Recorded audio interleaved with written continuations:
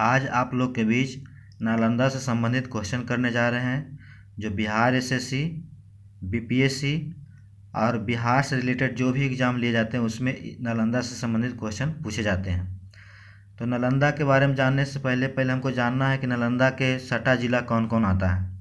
तो नालंदा के सटा ज़िला आता है पटना, लखीसराय, शेखपुरा, नवादा, गया, जहानाबाद। कौन कौन ज़िला आते हैं? तो पटना आता है, लखीसराय आता है, शेखपुरा आता है, नवादा आता है, गया आता है और जहानाबाद आता है, जो कि नालंदा के चारों तरफ सटा हुआ ज़िला है। कौन कौन? पटना, लखीसराय, शेखपुरा, नवादा, गया, जहानाबाद। कौन कौन ज़िला है?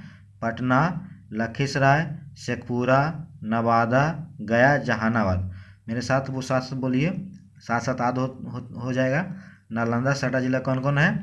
तो पटना, लखीसराय, शेखपुरा, नवादा, गया, जहानाबाद। अब बात करते हैं नालंदा के बारे में कि यहाँ की जनसंख्या क्या है, यहाँ के क्षेत्रफल क्या है, साक्षरता दर कितना है, सारा कुछ। तो 2011 के अनुसार नालंदा की जनसंख्या 28,77,653। 2011 के अनुसार नालंदा की जनसंख्या 28,77,653। 2011 के अनुसार नालंदा की जनसंख्या कितना थी? तो 28,77,653। 28,77,653। 2011 के अनुसार जनसंख्या कितना था नालंदा की? 28,77,653। क्षेत्रफल था 2355 वर्ग किलोमीटर। क्षेत्रफल कितना है? 2355 वर्ग किलोमीटर। क्षेत्रफल कितना है? 2355 वर्ग। नालंदा का क्षेत्रफल कितना है? 2355 वर्ग किलोमीटर। लिंगानुपात 922 है। लिंगानुपात कितना है? 922। नालंदा का लिंगानुपात कितना है? 922। साक्षरता दर यहाँ का 64.43% है। 2011 के अनुसार साक्षरता दर कितना है? 64.43%। साक्षरता दर कितना है? 64.43%। नालंदा के अनुमंडल 3 अनुमंडलों में बांटा गया। नालंदा को कई अनुमंडल में बांटा गया? 3 गो, जिसका पहला बिहार शरीफ अनुमंडल, दूसरा हिलसा अनुमंडल और तीसरा राजगीर अनुमंडल। कौन कौन 3 अनुमंडलों में बांटा गया है? तो बिहार शरीफ अनुमंडल, हिलसा अनुमंडल, राजगीर अनुमंडल। मुख्यालय की बात करें तो नालंदा का मुख्यालय कहाँ है? बिहार शरीफ। पूछेगा क्वेश्चन कि नालंदा का मुख्यालय कहाँ है? बिहार शरीफ। नालंदा का मुख्यालय कहाँ है? बिहार शरीफ। कई अनुमंडल में बांटा गया? तो 3 अनुमंडल में बांटा गया। बिहार शरीफ अनुमंडल, हिलसा अनुमंडल, राजगीर अनुमंडल। बिहार शरीफ अनुमंडल, हिलसा अनुमंडल, राजगीर अनुमंडल। अब नामकरण की बात करते हैं।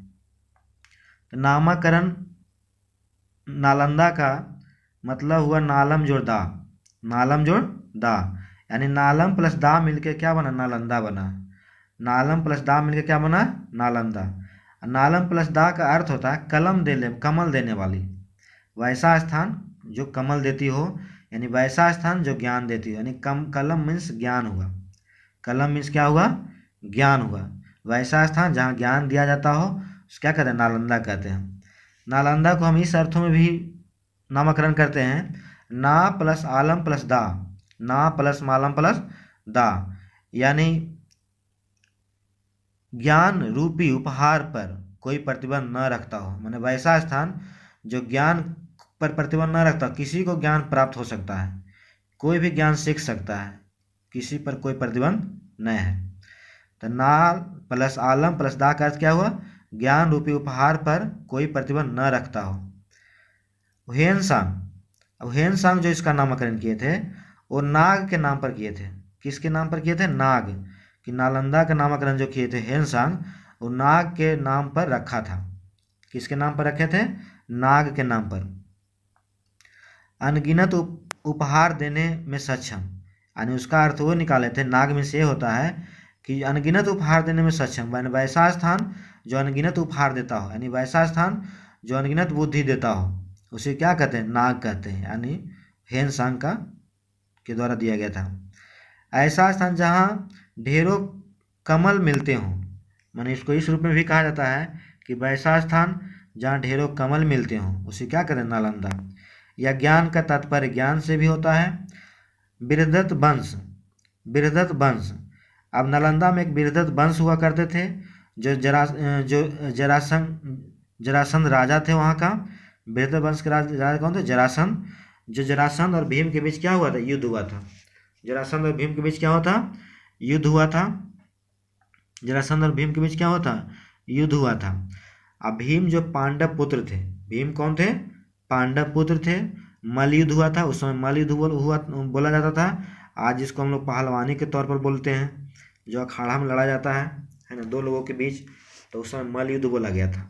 क्या बोला गया था, मल्ल युद्ध। तो जरासंध और भीम के बीच हुआ था। मल्ल युद्ध किस किस के बीच हुआ था, जरासंध और भीम के बीच। भीम जो पांडव पुत्र थे उनके बीच हुआ था और जरासंध के बीच हुआ था। अब बिंबिसार ने राजधानी स्थापित की 5 पहाड़ियों से घिरे स्थान राजगीर। बिंबिसार जो है मगध की राजधानी राजगीर स्थापित किया। बिंबिसार जो है मगध की राजधानी कहाँ स्थापित किया, राजगीर किया। इसलिए किया क्योंकि राजगीर 5 पहाड़ियों से घिरा हुआ क्षेत्र था। राजगीर जो है 5 पहाड़ियों से घिरा हुआ क्षेत्र था, इसलिए बिंबिसार ने अपना राजधानी बनाया ताकि बाहरी आक्रमण से बचा जा सके। बाहरी आक्रमण से क्या किया जा सके, बचा जा सके। बिंबिसार ने राजधानी स्थापित किया 5 पहाड़ियों से घिरे स्थान कहाँ, राजगीर को। उदयन द्वारा राजधानी परिवर्तित कर दिया। जब बिंबिसार के बाद जब उदयन आया तो राजधानी क्या कर दिया, परिवर्तित कर दिया। अब परिवर्तित कर दिया कहाँ कर दिया, पाटलिपुत्रा। उदयन ने मगध की राजधानी कहाँ कर दिया, पाटलिपुत्रा कर दिया। बुद्ध ने कई साल तक उपदेश दिए। बुद्ध जो है नालंदा में कई साल तक उपदेश दिए। बुद्ध जो है नालंदा में क्या किए, कई साल तक उपदेश दिए। अब आते हैं इस तरफ।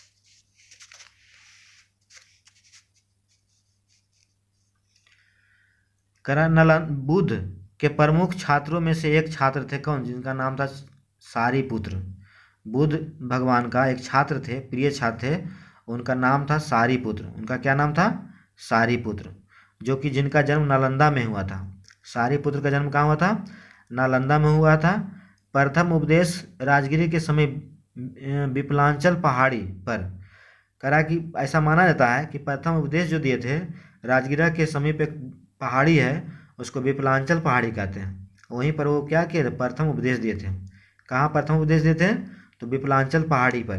कहाँ प्रथम उपदेश दिए थे, विपलांचल पहाड़ी पर, जो कहाँ है, राजगीर में।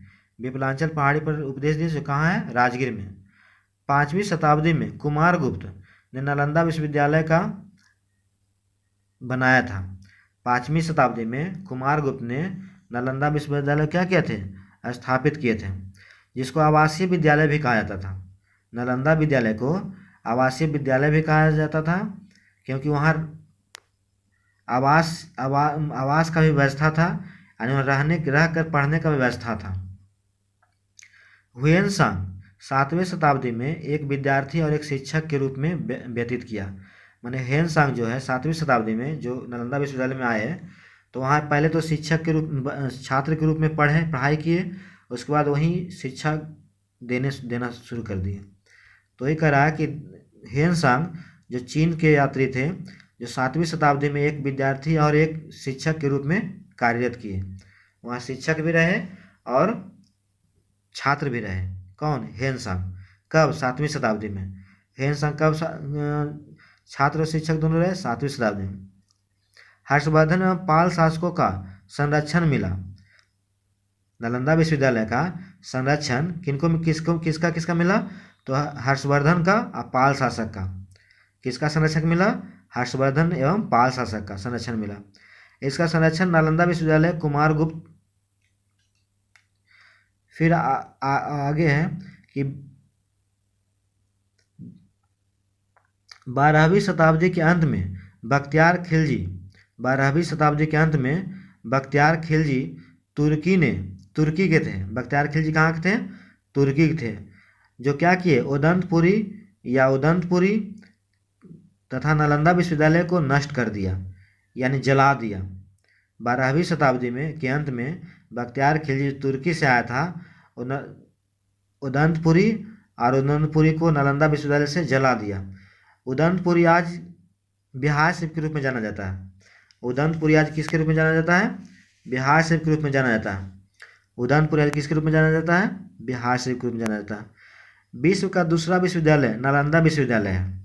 विश्व का दूसरा विश्वविद्यालय के रूप में जाना जाता है कौन, नालंदा विश्वविद्यालय। विश्व का दूसरा विश्वविद्यालय के रूप में क्यों जाना जाता है? नालंदा विश्वविद्यालय। लेकिन आवासीय के मामले में या आवासीय के में विश्व में प्रथम स्थान रखता है। नालंदा विश्वविद्यालय जो है आवासीय के मामले में प्रथम स्थान रखता है, और इसके अलावा कहीं भी उस समय आवासीय विद्यालय नहीं हुआ करता था। इसका निर्माण 450 ईस्वी पूर्व में गुप्त सम्राट द्वारा किया गया था। इसका निर्माण जो है 450 ईस्वी पूर्व में किसके द्वारा किया गया था? गुप्त सम्राट के द्वारा किया गया था। किसके द्वारा किया गया था? गुप्त सम्राट के द्वारा किया गया था। गुप्त सम्राट के द्वारा किया गया था। नालंदा विश्वविद्यालय की स्थापना किसके द्वारा किया गया था? 450 ईसा पूर्व में गुप्त सम्राट द्वारा। किसके द्वारा किया गया था? गुप्त सम्राट के द्वारा किया था 450 ईस्वी में। विश्वविद्यालय परिसर। अब विश्वविद्यालय परिसर में ऐसा माना जाता है कि उस समय 10,000 छात्र और 2,000 शिक्षक छात्रावास हुआ करते थे। नालंदा विश्वविद्यालय में 10,000 छात्र और 2,000 शिक्षक छात्रावास में रहते थे।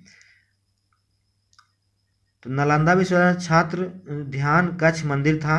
नालंदा विश्वविद्यालय में ध्यान कक्ष मंदिर था। एक पुस्तकालय था। कितना पुस्तकालय था? एक पुस्तकालय था। 11 गो मठ था। कितना मठ था?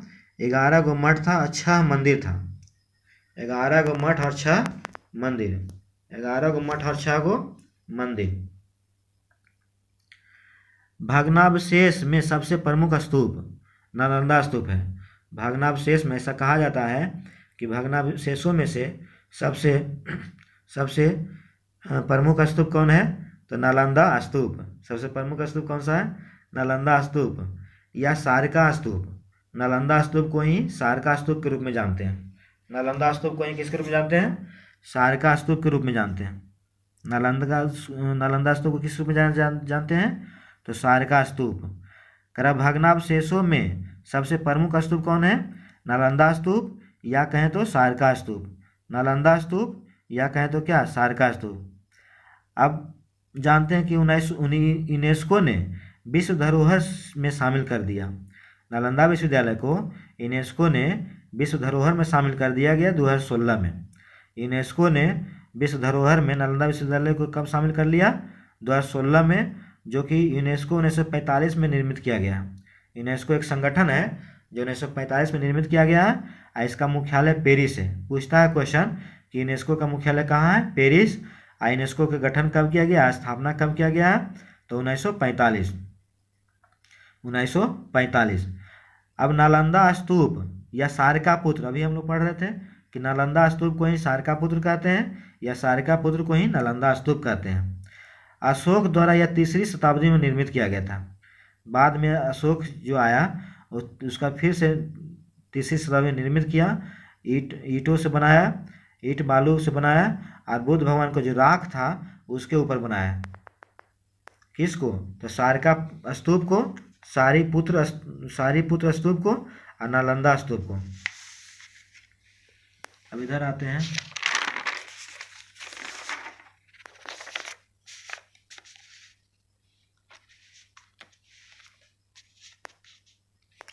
Hiuen Tsang memorial hall. नालंदा में ह्वेनसांग एक मेमोरियल हॉल है। नालंदा में एक ह्वेनसांग क्या है? मेमोरियल हॉल है, जो 633 ईस्वी में नालंदा विश्वविद्यालय में बौद्ध धर्म और रहस्यवाद का अध्ययन करने के लिए आया था। ह्वेनसांग जो है, ह्वेनसांग मेमोरियल हॉल बनाया गया है, इसलिए बनाया गया कि 633 ईस्वी में नालंदा विश्वविद्यालय में बौद्ध धर्म और रहस्यवाद का अध्ययन करने आए थे। बौद्ध धर्म के लिए और रहस्यवाद के लिए अध्ययन करने आए थे, इसीलिए उनके याद में ह्वेनसांग मेमोरियल हॉल बनाया गया है। पूछता है कि ह्वेनसांग मेमोरियल हॉल कहाँ है? तो नालंदा में। ह्वेनसांग मेमोरियल हॉल कहाँ है? नालंदा में, जो 633 ईस्वी में नालंदा विश्वविद्यालय में बौद्ध धर्म और रहस्यवाद का अध्ययन करने के लिए आया था, और वह 12 वर्षों तक रहा था। कितना वर्षों तक रहा था? 12 वर्ष। पूछता है क्वेश्चन कि ह्वेनसांग कितना वर्षों तक भारत रहे थे? नालंदा विश्वविद्यालय में रहे थे तो 12 वर्ष तक। कितना वर्षों तक रहे थे? तो 12 वर्ष तक रहे थे। ह्वेनसांग ने कितना वर्ष तक रहा था? 12 वर्ष तक रहा था। योग सीखा था। क्या सीखे थे? योग सीखे थे। आचार्य शिलभद्र से सीखे थे। यानी उनका योग गुरु कौन थे? आचार्य शिलभद्र। हुयेन सांग का योग गुरु कौन थे? आचार्य शिलभद्र। पूछता है क्वेश्चन कि हुयेन सांग ने जो योग सीखे थे किनसे सीखे थे? तो आचार्य शिलभद्र से सीखे थे। किनसे सीखे थे? आचार्य शिलभद्र से। उसके बाद सूरजपुर बड़ा गांव एक स्थान है, सूरजपुर बड़ा गांव जो नालंदा में ही स्थित है।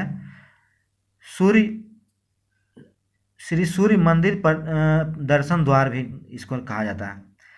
सूरजपुर बड़ा गांव जिसका नाम श्री सूर्य मंदिर प्रवेश द्वार भी कहा जाता है, जो नालंदा के उत्तर में स्थित है। सूरजपुर बड़ा गांव किधर स्थित है? तो उत्तर में स्थित है। सूरजपुर बड़ा गांव किस में स्थित है? उत्तर में स्थित है। एक झील और एक भगवान सूर्य की समर्पित मंदिर है। एक झील है और एक भगवान सूर्य की समर्पित क्या है? मंदिर है। कहाँ? सूरजकुंड बड़ा गांव में, जो नालंदा में स्थित है, नालंदा के उत्तर में स्थित है। सूरजपुर बड़ा गांव पूछता है कि सूरजपुर बड़ा गांव कहाँ है? तो नालंदा में, जहाँ एक झील है और एक भगवान सूर्य का समर्पित मंदिर है। जो छठ पूजा के दौरान बड़ी संख्या में तीर्थयात्री सूरज बड़ा गांव आते हैं। जब जिस समय छठ पूजा होता है उस समय वहाँ बहुत सारे पूजा करने वाले लोग आते हैं और वहाँ पूजा करते हैं, जो कि बिहार का सबसे महत्वपूर्ण त्योहारों में से एक है छठ पूजा। छठ पूजा क्या है?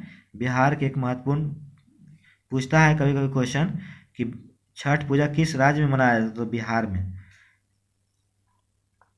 उसके बाद आ जाइए कुंडलपुर जैन मंदिर। कुंडलपुर जैन मंदिर भी नालंदा में ही स्थित है। कुंडलपुर जैन मंदिर जो महावीर के जन्म स्थली माना जाता है। कुंडलपुर जैन मंदिर जो है, जो राजगीर के नज़दीक है। कुंडलपुर जैन मंदिर जो महावीर के जन्म स्थली माना जाता है। त्रिकाल चौबीसी जैन मंदिर, उसका नाम त्रिकाल चौबीसी जैन मंदिर कहा जाता है। महावीर का जन्म 540 ईसा पूर्व में हुआ था। महावीर का जन्म कब हुआ था? 540 ईसा पूर्व में, जो बज्जी साम्राज्य और लिच्छवी राजकुमारी त्रिशला के यहाँ हुआ था। बज्जी साम्राज्य और लिच्छवी राजकुमारी त्रिशला के यहाँ हुआ था। कब? 540 ईसा पूर्व में। पूछता है कि महावीर का जन्म कब हुआ था? तो 540 ईसा पूर्व में। करा यहाँ 72 मूर्ति है। कितना मूर्ति है? 72 मूर्ति है। 2 झील जिनका नाम दीर्घा पुष्करणी और पांडा पुष्करणी है। यहाँ 2 झील है, उनका नाम दीर्घा पुष्करणी है और पांडा पुष्करणी। 2 झील कौन कौन है? दीर्घा पुष्करणी और पांडा पुष्करणी। 2 झील कौन कौन है? दीर्घा पुष्करणी और पांडा पुष्करणी। 2 झील कौन कौन है? दीर्घा पुष्करणी और पांडा पुष्करणी। कुंडलपुर में 7 मंजिला एक महल बना हुआ है जिसका नाम नंदा वार्ता कहा जाता है। नंदा वार्ता कहा जाता है। उस मंदिर क्या कहा जाता है? नंदा वार्ता। नेपुरा गांव पूछा जाता है कि नेपुरा गांव कहाँ है? तो नालंदा में स्थित है। और ऐसा माना जाता है कि गौतम बुद्ध और महावीर यहाँ आकर रुके थे। नेपुरा गांव में गौतम बुद्ध और महावीर यहाँ आके रुके थे। और नेपुरा गांव में बुनाई के काम किया जाता है, यानी छोटे छोटे कुटीर उद्योग के लिए जाना जाता है। नेपुरा गांव किसके लिए जाना जाता है? तो छोटे छोटे कुटीर उद्योग के लिए जाना जाता है, जहाँ भगवान महावीर और गौतम बुद्ध ने नेपुरा गांव में आके रुके थे। नालंदा के राजगीर में प्रथम बौद्ध संगीति का आयोजन 483 ईस्वी पूर्व में किया गया था। नालंदा के राजगीर में प्रथम बौद्ध संगीति का आयोजन कब किया गया था? 483 ईसा पूर्व में किया गया था। नालंदा के राजगीर में प्रथम बौद्ध संगीति कब किया गया था? 483 ईसा पूर्व में किया गया था। सप्तकर्णी गुफा में किया गया था। और कहाँ किया गया था? सप्तकर्णी गुफा में किया गया था। 483 ईस्वी में सप्तकर्णी गुफा में किया गया था। और इसका अध्यक्ष कौन थे? तो महाकश्यप थे। इसका अध्यक्ष कौन था? महाकश्यप थे। नालंदा के राजगीर में जो प्रथम बौद्ध संगीति का आयोजन किया गया था 483 ईसा पूर्व में, उसका सप्तकर्णी गुफा में किया गए थे। उनका अध्यक्ष कौन था? तो महाकश्यप थे। उस समय शासनकाल किसका था? अजातशत्रु का था। जो अजातशत्रु किस समय था? हर्यक वंश समय था। उस समय शासक किसका था? तो अजातशत्रु का था। और अजातशत्रु किस वंश से संबंधित रखता था? तो हर्यक वंश से। अजातशत्रु किस वंश से संबंधित रखता था? हर्यक वंश से। उसके बाद आ जाए जल मंदिर पावापुरी। जल मंदिर पावापुरी ये भी राजगीर के नज़दीक है, जो राजगीर जाने के दौरान मिलता है। जल मंदिर पावापुरी जो नालंदा में ही स्थित है। महावीर का देवावसान हुआ था, यानी मोक्ष की प्राप्ति हुआ था। जल मंदिर पावापुरी, जहाँ महावीर का देहावसान यानी मृत्यु हुआ था, या उसी को कहें मोक्ष की प्राप्ति हुआ था। और कब हुआ था? 527 ईसा पूर्व में हुआ था। महावीर का मृत्यु कब हुआ था? 527 ईसा पूर्व में हुआ था, और 72 वर्षों की आयु में हुआ था। कितने वर्षों में हुआ था? पूछता है क्वेश्चन कि महावीर का मृत्यु या देहावसान या मोक्ष की प्राप्ति कितने वर्ष की अवस्था में हुआ था? तो 72 वर्ष की अवस्था में। कितने वर्ष की अवस्था में हुआ था? 72 वर्ष की अवस्था में हुआ था। कितने वर्ष की अवस्था में हुआ था? 72 वर्ष की अवस्था में हुआ था। 527 ईसा पूर्व में हुआ था। कब हुआ था? 527 ईसा पूर्व में हुआ था। और कार्तिक कृष्ण अमावस्या के दिन हुआ था। किस दिन हुआ था? तो कार्तिक अमावस्या के दिन था। उस समय कौन सा दिन था? कार्तिक अमावस्या के दिन था। उस समय कौन सा दिन था? कार्तिक अमावस्या के दिन था। विश्व शांति स्तूप, करा विश्व शांति स्तूप भी है नालंदा में, राजगीर में। क्या है? विश्व शांति स्तूप, जो संगमरमर के पत्थर से बनाया गया है। विश्व शांति स्तूप किससे बनाया गया है? संगमरमर के पत्थर से बनाया गया है। 40 मीटर ऊंचा स्तूप है। कितना मीटर ऊंचा स्तूप है? 40 मीटर ऊंचा स्तूप है, और रत्नागिरी के पहाड़ियों पर स्थित है। ये जो विश्व शांति स्तूप है कहाँ स्थित है? रत्नागिरी के पहाड़ी पर। पूछता है क्वेश्चन कि विश्व शांति स्तूप कहाँ स्थित है? तो रत्नागिरी की पहाड़ियों पर स्थित है, 40 मीटर ऊंचा है, और संगमरमर से बनाया गया है। भगवान बुद्ध के 4 स्वर्ण प्रतिमाएं हैं, और यहाँ जो है विश्व शांति स्तूप पर जो है भगवान बुद्ध का 4 स्वर्ण प्रतिमा है ना। और चारों स्वर्ण प्रतिमा के एक अलग महत्व है। पहला महत्व जन्म से संबंधित है। पहला महत्व किससे संबंधित है? जन्म से संबंधित है। दूसरा ज्ञान से संबंधित है। दूसरा ज्ञान से संबंधित है। तीसरा उपदेश से संबंधित है। तीसरा उपदेश संबंधित है। चौथा मृत्यु से। यानी जन्म, ज्ञान, उपदेश, मृत्यु, 4 स्वर्ण प्रतिमाएं किससे संबंधित है? जन्म, ज्ञान और उपदेश और अन्य। अब इधर इस तरफ आते हैं, इससे कुछ और फैक्ट, इससे कुछ और जानकारियां नालंदा संबंधित देखते हैं।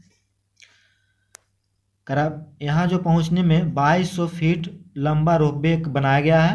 2200 फीट लंबा रोपवे से वहां पहुंचा जाता है। 80 शांति स्तूपों में से एक है। ये जो स्तूप है शांति स्तूपों में से एक है। इसका निर्माण नव बौद्ध संगठन निप्पोनजन आयोहोजी द्वारा बनाया गया था। निप्पोनजन आयोहोजी द्वारा बनाया गया था। इस स्तूप का आधारशिला 1965 में राष्ट्रपति, उस समय के तत्कालीन राष्ट्रपति थे डॉक्टर एस राधाकृष्णन, उनके द्वारा 1965 में आधारशिला रखा गया था। और उद्घाटन जो किया गया था 1969 में, उद्घाटन किया था बीबी गिरी के द्वारा किया गया था। किसके द्वारा किया गया था? बीबी गिरी के द्वारा किया गया था। अब तेल्हारा के भग्नावशेष, एक वहाँ एक स्थान है तेल्हारा के तेल्हारा के भग्नावशेष, यानी प्राचीन बौद्ध मठ का स्थल, एक प्राचीन बौद्ध मठ का स्थल है जो 1ली शताब्दी में निर्मित है। सबसे प्राचीन यानी सबसे पुराना जो है बौद्ध मठ है कौन? तेल्हारा के भग्नावशेष, जो 1ली शताब्दी में बनाया गया था। कौन सी शताब्दी में बनाया गया था? 1ली शताब्दी में निर्मित है। इसका उल्लेख चीनी यात्री हुएनसांग ने तेलधाका के रूप में किया है। चीन के यात्री जो आया था हुएनसांग, उन्होंने इसको तेल्हारा को तेलधाका के रूप में कहते हैं, तेलधाका के रूप में वर्णन किया था कि तेलधाका एक जगह था उसका। ब्रह्मकुंड में पानी, एक वहाँ राजगीर में एक ब्रह्मकुंड है, वहाँ जो गर्म पानी निकलता है हमेशा सालों भर, वो सप्तकर्णी गुफा से निकलता है। कहाँ से निकलता है? सप्तकर्णी गुफा से निकलता है। ब्रह्मकुंड में पानी, राजगीर में जो ब्रह्मकुंड है में पानी है जो निकलता है, कहाँ से निकलता है? सप्तकर्णी गुफा से निकलता है। कहाँ से निकलता है?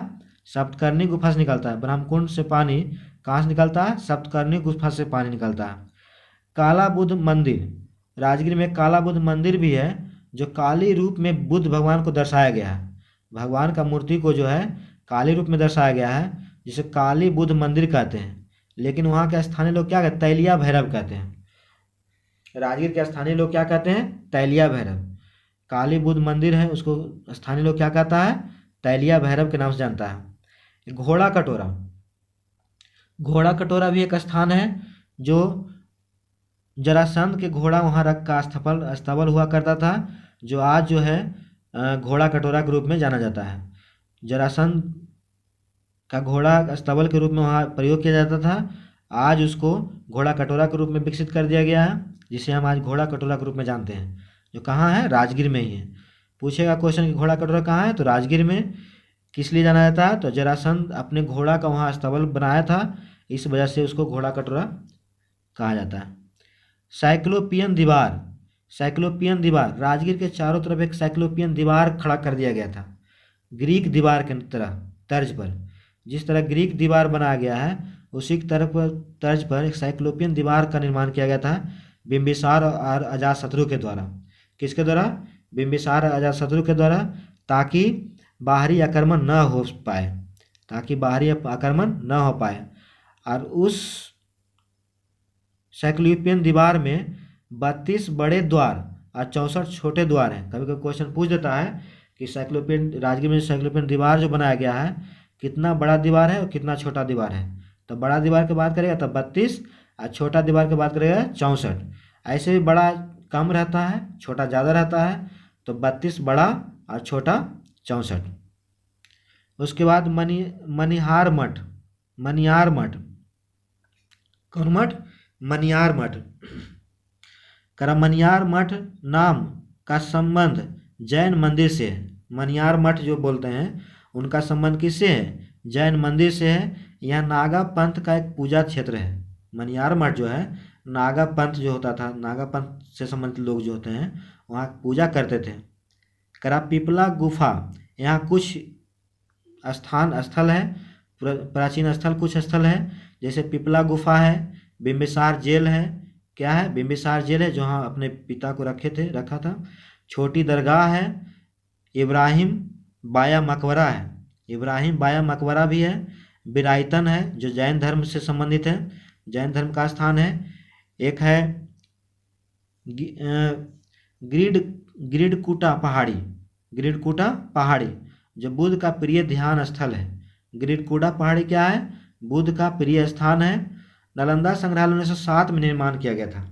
नालंदा संग्रहालय है जो नालंदा के नाम पर ही रखा गया था, जो क्या 1917 में नालंदा संग्रहालय का स्थापना कब किया गया था, 1917 में किया गया था। जो गुप्त शासक था, मैखरी और पाल शासकों से संबंधित पुरावशेष उसमें वर्णन है, रखा हुआ है। नालंदा संग्रहालय 1917 में जो निर्मित है, जो गुप्त या मौखरी और पाल से संबंधित तथ्य उसमें रखा हुआ है। उसके बाद आते हैं महत्वपूर्ण फैक्ट जो एग्जाम में पूछा जाता है। अब जानते हैं नव नालंदा महावीर विद्यालय, नव नालंदा महावीर विद्यालय। नव नालंदा महावीर विद्यालय जो है एक 20 नवंबर 1951 में बनाया गया था। नव नालंदा महाविहार विश्वविद्यालय कब बनाया गया था, 20 नवंबर 1951 में। राष्ट्रपति उस समय तत्कालीन राष्ट्रपति होंगे, उनके द्वारा बनाया गया था। पाली साहित्य और बौद्ध धर्म के अध्ययन के लिए बनाया गया था। किसके लिए बनाया गया था, पाली साहित्य के लिए बनाया गया था। अब बौद्ध धर्म के अध्ययन करने के लिए जिनको बौद्ध धर्म के लिए अध्ययन करना हो तो क्या नव नालंदा महावीर विद्यालय में जाके धर्म ग्रहण कर सकता है। 13 नवंबर 2006 को 13 नवंबर 2006 में इसे ड्रीम विश्वविद्यालय में का दर्जा दे दिया गया। नव नालंदा महाविहार विश्वविद्यालय को जो है 13 नवंबर 2006 को डीम विश्वविद्यालय का दर्जा दे दिया गया। इंद्र पुष्करणी के दक्षिण में स्थित है। ऐतिहासिक एक झील है जो इंद्र पुष्करणी के दक्षिण में है। यहाँ 2 प्रकार का वन्यजीव अभयारण्य भी है। पहला है पंत वन्यजीव अभयारण्य, पहला पंत 1978 में निर्मित है। पहला पंत वन्यजीव अभयारण्य जो कब निर्मित है, 1978 में। दूसरा राजगीर जू सफारी जो हाल फिलहाल में बनाया गया है। राजगीर जू सफारी 17 जनवरी 2017 को उद्घाटन किया गया था। 2022 को इसको उद्घाटन किया गया, 2022 में निर्माण किया गया था 17 जनवरी 2017 को, जिसमें अभी शेर, बाघ, तेंदुआ, भालू इत्यादि रहते हैं। ये सब नालंदा संबंधित फैक्ट था जो बहुत बहुत इम्पोर्टेंट क्वेश्चन है। आप इसे पढ़ें और इससे जानकारी हासिल करें और साथ ही साथ चैनल को भी सब्सक्राइब करें यदि संभव हो तो। Thank you.